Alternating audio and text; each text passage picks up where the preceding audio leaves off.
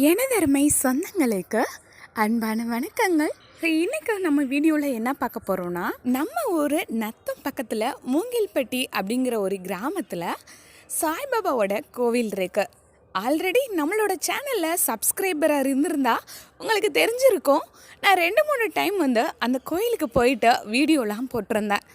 So இந்த தடவை எனக்கு போகிறதுக்கான ஒரு வாய்ப்பு கிடச்சிது. அது எதுக்காக போகிறேன் அப்படின்னு சொல்லி பார்த்தோன்னா, சாய்பாபா கோவில் கட்டி கும்பாபிஷேகம் வச்சு ஒரு வருடம் சென்றதை முன்னிட்டு வருடாபிஷேகம் பண்ணியிருந்தாங்க. ஸோ அதுக்கு சாய்பாபா கிட்ட இருந்து நமக்கு ஒரு அழைப்பு வந்திருந்தது. ஸோ அந்த அழைப்பை ஏற்றுக்கிட்டு அந்த அபிஷேகத்துக்கு தேவையான பொருட்களுக்கு என்னால் முடிஞ்ச ஒரு சிறு நிதியை கொடுத்துருந்தேன். ஸோ அதோடு பார்த்தோன்னா அங்கே வராகி அம்மன் இருக்காங்க. ஸோ அவங்களுக்கும் குத்து விளக்கு பூஜைன்னு சொல்லியிருந்தாங்க. ஸோ எனக்கும் என்னோடய தோழிக்கும் ஒரு 2 டோக்கன் நாங்கள் போட்டிருந்தோம். ஸோ எத்தனை மணிக்கு கோவிலில் பூஜை ஆரம்பிப்பாங்க அப்படின்னு சொல்லி கேட்டிருந்தா, மார்னிங் 8 o'clock வந்துருங்கப்பா அப்படின்னு சொல்லியிருந்தாங்க. நாங்களும் அவசரமாக கிளம்பி போயிட்டோம். கோவிலுக்கு போனோன்னே பார்த்தோன்னா இன்முகத்தோடு வரவேற்றாங்க சாய் பக்தர்கள் அனைவரும். வந்த உடனேயே வாங்கப்பா சாப்பிட்லாம், சாப்பிட்டதுக்கப்புறம் கோவில் பூஜையில் கலந்துக்கோங்க அப்படின்னு சொல்லியிருந்தாங்க. ஸோ நாங்களும் சாப்பாடு முக்கியம் இல்லை, அதுவும் கோயிலில் கிடைக்கிற பிரசாதம் இன்னும் சொல்லவா வேணும் அப்படின்னு சொல்லிட்டு சரி சாப்பிட போகலாம் அப்படின்னு சொல்லி போனோம். வெண்பொங்கல் வச்சுருந்தாங்க, சாம்பார் வச்சுருந்தாங்க. ஸோ எங்களால் முடிஞ்ச அளவுக்கு சாப்பிட்டுட்டு பூஜையில் கலந்துக்கிட்டு சாய்பாபாக்கு அபிஷேகத்திற்கு நம்மளால், அதாவது நம்ம நிதி கொடுத்தனால நம்மளை அந்த அபிஷேகத்துக்கு தேவையான பொருட்கள்லாம் எடுத்து கொடுக்க சொல்லியிருந்தாங்க. ஸோ அதெல்லாம் எடுத்து கொடுத்தாச்சு. ஸோ அபிஷேகமும் நல்லா கண்குளிர பார்த்தாச்சு. ஸோ சாய்பாபாவோட அபிஷேகம் இந்த அபிஷேகத்தை பார்க்குறது எல்லாத்துக்குமே கொடுத்து வைக்காது. ஸோ நானுமே தீவிர சாய் பக்தர் தான் சொல்லலாம். நான் ஒரு 5-6 வருஷமாகவே ரொம்ப தீவிரமாக இருந்தால். ஸோ இது வரைக்கும் சாய்பாபாவுக்கு அபிஷேகம் பண்ணதை நான் எங்கேயுமே பார்த்தது கிடையாது. ஸோ வீடியோவில் கூட பார்த்தது கிடையாது. என்னோடய வீட்டில் நான் பண்ணியிருக்கேன், நான் அபிஷேகம் பண்ணியிருக்கேன். பட் இருந்தாலும் கோவிலில் பண்ணுறது ரொம்பவே அரிது தான். ஸோ ரொம்பவே விசித்திரமானது. ஸோ எல்லாருக்குமே இது கிடைக்காது இந்த வாய்ப்பு. ஸோ இந்த வாய்ப்பு எனக்கு சாயப்பா அமைச்சு கொடுத்துருக்காரு. ஸோ நல்ல சாயப்பா முன்னாடி நின்று நல்லா ப்ரேயர் பண்ணிவிட்டு அபிஷேகத்தையும் நல்ல கண்குளிர கண்டு தரிசனம் பண்ணியாச்சு. ஸோ சாயப்பாக்கு பார்த்தோன்னா அன்றைக்கி விளக்கு கூட என் கையில் தான் ஏற்றுற மாதிரி நடந்துருந்துருக்கு. ஸோ எனக்கு அது ரொம்பவே, ஏன்னா அவ்வளோ பக்தர்கள் இருந்தாங்க. அவ்வளோ பக்தர்கள் இருந்துமே எனக்கு அந்த வாய்ப்பு சாயப்பா கொடுத்தது ரொம்பவே எனக்கு மகிழ்ச்சியாக தான் இருந்தது. ஸோ நல்ல கண்குளிர சாய்பாபாவுக்கு அபிஷேகம் பண்ணுற எல்லாமே பார்த்தாச்சு. எல்லா அபிஷேகமுமே பண்ணியிருந்தாங்க. பட் ஆனால் எங்களால் வீடியோ கேப்சர் பண்ண முடியல. ஏன்னா அந்தளவுக்கு கூட்டமும் அதிகமாக இருந்தது. முடிந்த அளவுக்கு நாங்கள் கொஞ்சம் தான் வீடியோ எடுத்திருக்கோம். ஸோ அதை முடிச்சுட்டு அபிஷேகம்லாம் முடிச்சுட்டு அலங்காரம் நடக்கட்டும் அப்படின்னு சொல்லிட்டு பக்கத்தில் இருக்கிற வராகி அம்மனுக்கு போயிருந்தோம். வாராகி அம்மாவுக்கும் நிறைய அபிஷேகம் நடந்துச்சு. பட் ஆனால் எங்களால் வீடியோ தான் எடுக்க முடியலை. அதுக்கப்புறம் அபிஷேகம் முடிஞ்சதுக்கப்புறம் அலங்காரம் பண்ணாங்க வாராகி அம்மனுக்கு. வாராகி அம்மனுக்கு அலங்காரம் பண்ணிகிட்டு இருக்கும் போதே இந்த பக்கம் விளக்கு பூஜைக்கு எல்லாமே ரெடி பண்ணிகிட்டு இருந்தாங்க. ஸோ எல்லாருமே இந்த நம்பர் வைஸ் அரேஞ்ச் பண்ணி உட்கார வச்சுட்டாங்க. ஸோ விளக்கு பூஜைக்கு தேவையான பொருட்கள் எல்லாமே கோயிலிருந்தே கொடுத்துட்டாங்க. ஸோ எல்லாமே கொடுத்ததுனால எல்லாருக்குமே ஈஸியாகவும் இருந்தது. ஸோ நமக்கு அந்த அளவுக்கு இடமும் நிறையாவே இருந்தது.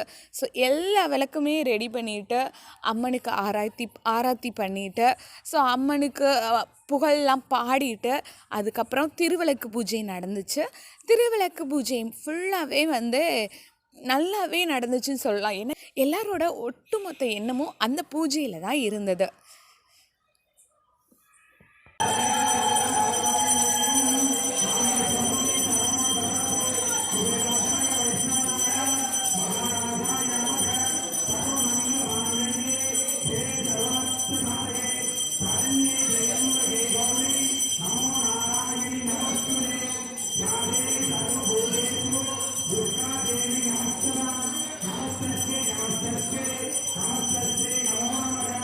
Namaste.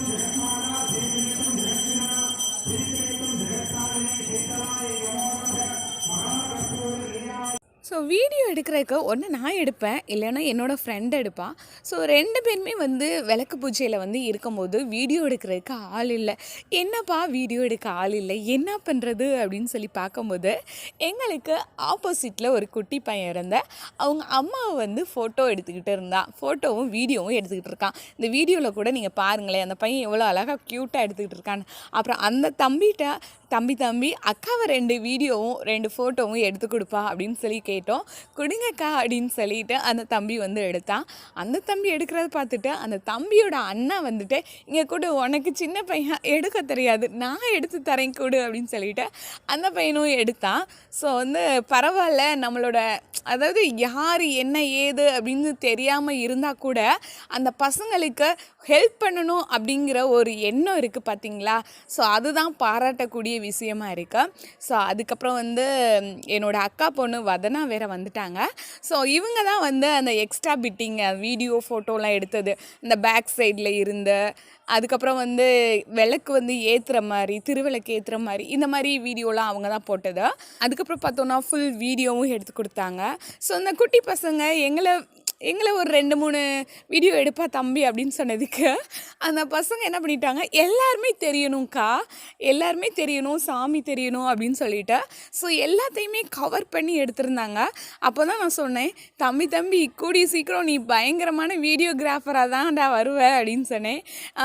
தேங்க்ஸ்க்கா அப்படின்னு சொல்லியிருந்தான்.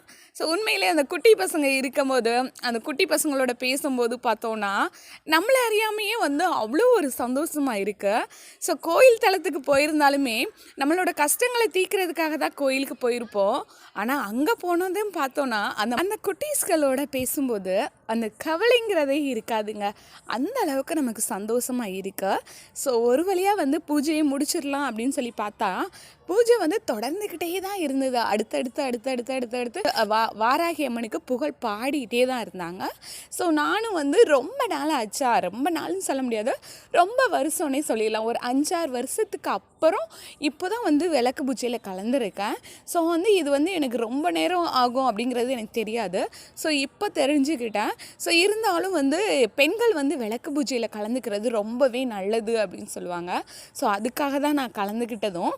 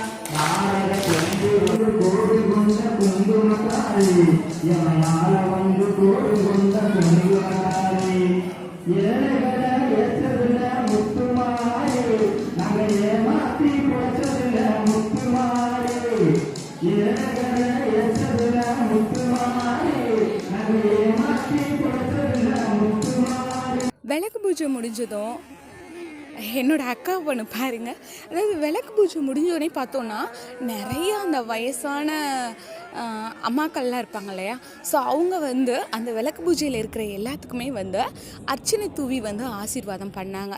ஸோ அதை பார்த்துட்டு என்னோடய அக்கா பொண்ணு வந்து எனக்கு ஆசீர்வாதம் பண்ணுறேன்னு பண்ணாங்க. ஸோ அவங்கெல்லாம் பண்ணுறாங்களா, அப்போ நானும் பண்ணுவேன் அப்படின்னு சொல்லி பண்ணினாங்க. என் வந்ததுக்கு ஒரு அடையாளமாக வந்து எங்கள் அக்காவோட ஹஸ்பண்ட் எல்லாரோடையும் நின்று ஒரு ஃபோட்டோ போட்டோம். மறுபடியும் சாயப்பாவை வழிபட்டுட்டு மதியம் சாப்பாடும் அரேஞ்ச் பண்ணியிருந்தாங்க. ஸோ சாம்பார் சாதம், பாயாசம், உருளைக்கிழங்கு, முட்டைக்கோஸ் பொரியல், ரசம், மோர், இந்த மாதிரி நிறைய வந்து சாப்பாடு வந்து ரெடி பண்ணியிருந்தாங்க.